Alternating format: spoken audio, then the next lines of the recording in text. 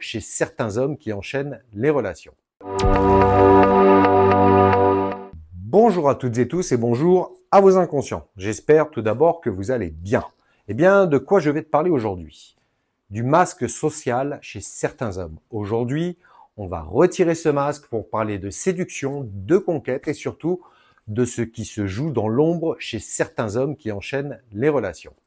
Alors, prêt pour une dose de cache-psychanalyse? Ouvre bien tes oreilles, ton inconscient fera le reste. Tout d'abord, je vais te parler du Casanova, qui est l'esthète du plaisir. On commence donc avec le Casanova, car souvent, il est mal compris. Il est perçu comme un simple coureur de jupons, mais sa structure est celle d'un libertin épicurien. Sa philosophie, il est amoureux de l'amour. Ce qui le fait vibrer, c'est l'émerveillement devant la féminité. Il ne cherche pas à posséder, mais à s'extasier. Le don de soi, contrairement aux idées reçues, le Casanova est généreux. Il veut que la femme qu'il séduit se sente la plus belle et la plus heureuse, le temps d'une heure ou d'un mois, le temps de la relation. L'issue, avec le Casanova, il n'y a pas de haine chez lui. Il accumule des souvenirs comme on collectionne des œuvres d'art, et sa quête est celle d'un plaisir partagé et d'une esthétique de l'existence. On passe maintenant au Don Juan. Et là, nous allons parler de la pathologie de la conquête. À l'opposé, nous avons donc le Don Juan. Et là, on entre dans une dynamique compulsive et, il faut le dire, destructrice. Pour lui, la séduction n'est pas un plaisir, c'est une guerre. Le mécanisme qui agit dans ce cas-là est le mépris. Pour le Don Juan, l'autre n'est pas un sujet, c'est un objet. Une fois que la femme est conquise, elle est totalement dévaluée. Elle perd instantanément tout son intérêt parce que le défi est terminé. Le défi qui est bravé à cet endroit-là, c'est celui de l'autorité. On retrouve ici souvent une faille liée au père. Si le père a été absent ou trop faible, il n'a pas pu incarner la loi qui fixe les limites. Le Don Juan passe alors sa vie à braver l'interdit, à chercher une limite qu'il ne trouve jamais. Il y a une quête de la femme idéale. Il court après un fantôme, il cherche une perfection inexistante pour justifier son passage incessant d'une femme à l'autre. Mais quel est donc ce drame central qui affecte le Don Juan? Eh bien, il y a là une mère souvent insaisissable, voire défaillante. Et c'est ici que la psychanalyse va devenir cash. Pourquoi ce comportement? Le Don Juan est souvent le produit d'une relation avec une mère décevante, insaisissable ou psychiquement absente. En séduisant et en abandonnant les femmes, il rejoue sans cesse le même scénario.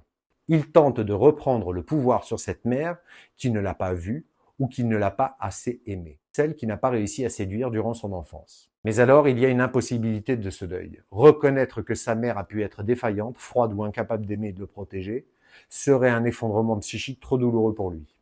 Sa vengeance inconsciente se joue alors. Il se venge sur toutes les autres femmes. Chaque rupture est une petite victoire symbolique contre cette mère originelle. C'est une quête tragique, car en cherchant à punir la mère, il se condamne lui-même à l'errance et à la capacité d'aimer vraiment. Abordons maintenant la prison intérieure du Don Juan. Il y a là un paradoxe de l'estime de soi. Mais ne vous y trompez pas. Derrière cette arrogance de conquérant, le Don Juan cache une estime de soi totalement dévastée.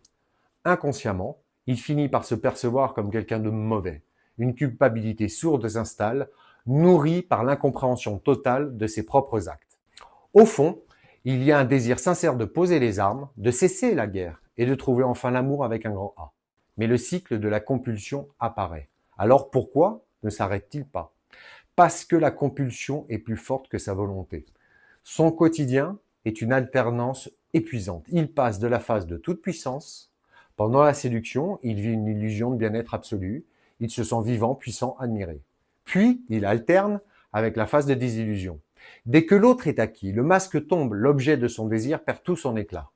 C'est le drame du Don Juan. Il cherche désespérément à aimer, mais il ne s'adresse jamais, jamais à la bonne personne. Il projette alors sur ses conquêtes l'image de cette mère idéale qu'il veut désespérément retrouver ou réparer. Mais comme aucune femme réelle ne peut combler ce vide fantasmé, vous l'avez compris, il est condamné à l'éternelle déception. En guise de conclusion, ce que je vous propose aujourd'hui, c'est que d'un côté, vous avez le plaisir de l'instant, de l'autre, la répétition d'un traumatisme. L'un construit des souvenirs, l'autre creuse son propre vide. Il ne faut pas négliger cette souffrance dans ces deux cas. dont celui avant tout du donjon. Le Casanova peut construire toute sa vie sur ce concept, mais demeurera seul. Le donjon, quant à lui, n'aura de cesse dans un premier temps de faire porter le fardeau qu'est sa propre mère à toutes ses partenaires. Et vous, avez-vous déjà croisé la route d'un donjon ou d'un Casanova? Ou alors, peut-être vous-même, vous vous reconnaissez dans ce type de comportement et ces mécanismes de défense. Dites-moi ce que vous en pensez dans un commentaire. Et n'oubliez pas, cet espace est ouvert à toutes et tous et bienveillant. Alors échangeons dans le respect de nos réflexions et vies respectives. À toutes et tous, je vous dis au revoir et merci pour votre attention. Et au revoir à vous savez qui, vos inconscients.